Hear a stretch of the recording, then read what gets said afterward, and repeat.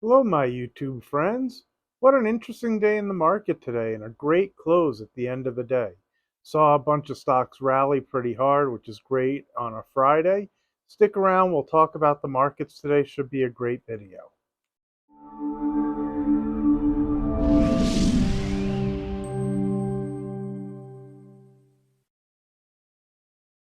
Good afternoon. My name is Adam Kahn, and this is Investing with Adam K.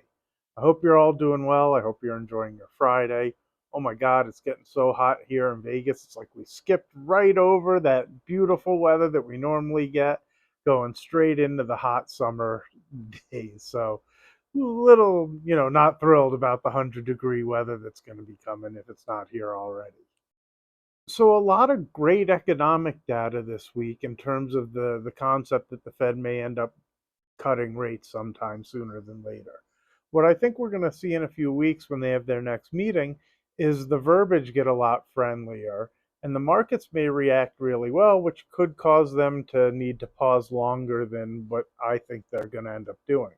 The reality is we're seeing some real softening in the economy. And we're seeing that in some stocks as well, like what we've talked about with McDonald's and Starbucks and some of the others having, even Target talked about needing to cut prices and having a little bit of a rough go.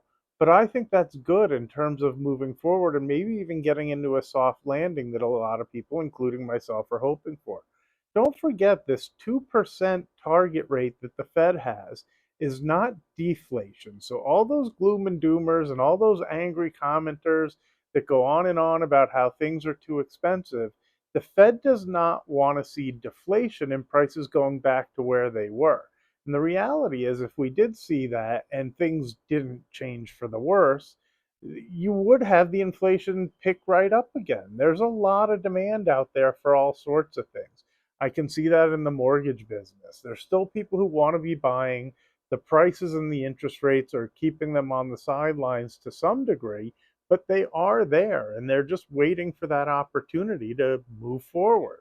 That's why I see great opportunity in a lot of these stocks. I don't know if you guys have been watching Target very much, but after it had its earnings and the stock fell a good bit, it's already beginning to recover, which I love seeing. And it makes me think that the company could just keep driving forward and that those earnings that weren't so bad and caused the market to crash really weren't so bad and just created a buying opportunity. I love seeing Palo Alto Networks fall back below $300 a share. I think that creates opportunity. In fact, if you saw, Snowflake was having issues because of a hacker and a cyber attack. I was actually a little surprised that that didn't drive Palo Alto Networks prices higher because those are the companies that are going to end up protecting the bigger companies from these types of attacks. And I only can see a situation where that's going to continue to get worse and worse. I mean, the reality is when MGM had that happen and some of the others, the hackers end up getting paid a good amount of money a lot of the time because of those hacks. So they're going to continue to do them. You need those cybersecurity companies to protect against that stuff. I even said to a buddy of mine that I see that as a potential for a company like Coinbase that can avoid those situations and possibly might be the future of where things gravitate towards. They have a system that supposedly can't be hacked. The blockchain is a lot different than things that happen with what we're used to on the internet. And I think, at least for now, it's the advanced stage that can't be broken into at this point. And I'm not sure how many of you have been keeping an eye on Boeing, but again, after the bad news came out, it got right down to those levels it keeps getting to. Somebody or somebodies are taking the other sides of those trades. And by the close today, it was up to $177 a share. It got as low as, I think, almost $171 at one point during the week, but it just can't seem to break through those levels and go lower. So, with all the bad news surrounding them, they still seem to be making a really good base down here. Now, as you guys know, I bought some of the stocks, so please forgive me. This is not financial advice.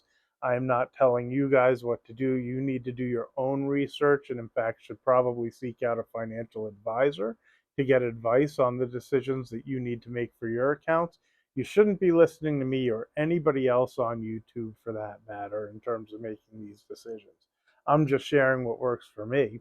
It's really nice to see Boeing make that base. And now, if that rocket goes off in the space that they've been in the news for, odds are I think it could start going higher and just drifting back up. I also saw Tesla do very similar around the same price range. Doesn't seem to want to break back down. I think it made a really good bottom towards the last quarterly earnings when it got below $150 a share.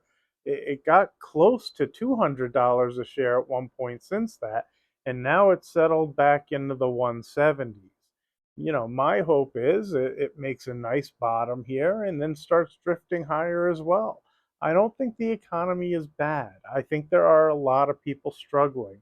I think we have three different economies right now. I think you have the people that are not getting by, that the inflation has really hurt them, and it's very hard for them to survive. So either they're picking up second jobs, moving in with family, or whatever they need to do because they can't keep up anymore.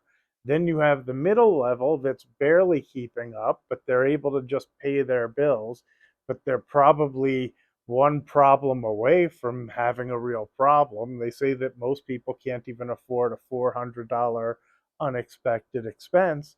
And then you have the people that are invested that have watched their investments go up accordingly as well, and they're probably doing pretty well in this economy. It's terrible for those on fixed incomes and retirees that are really struggling because their rents have gone up and the grocery bills and everything else. But in the meantime, every time I tend to go out, everywhere we go, it's super busy. And I keep looking around because I look at the prices and things look expensive to me. But people are going there and they're paying those high prices and they're still going out to dinner. We went to Universal Studios this weekend, and I know it was Memorial Day weekend, but my God, the traffic driving it back from California was crazy. Even though traffic in California is always busy, it was crazy. And then Universal was crowded. The hotels were full. The restaurants were full. The streets were full. So, yeah, it's bad inflation, but I don't really see it slowing people down the way that the news makes it out to be. And I think a lot of the complaints in the videos are people who don't like inflation. Well, I don't like it either, but the reality is we still have to live our lives and do what we need to do.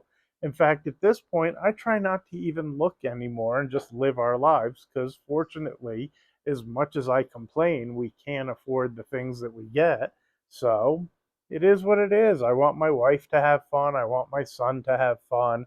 I don't want to just not do anything because I think it's too expensive and I'm cheap. Kind of is who I am.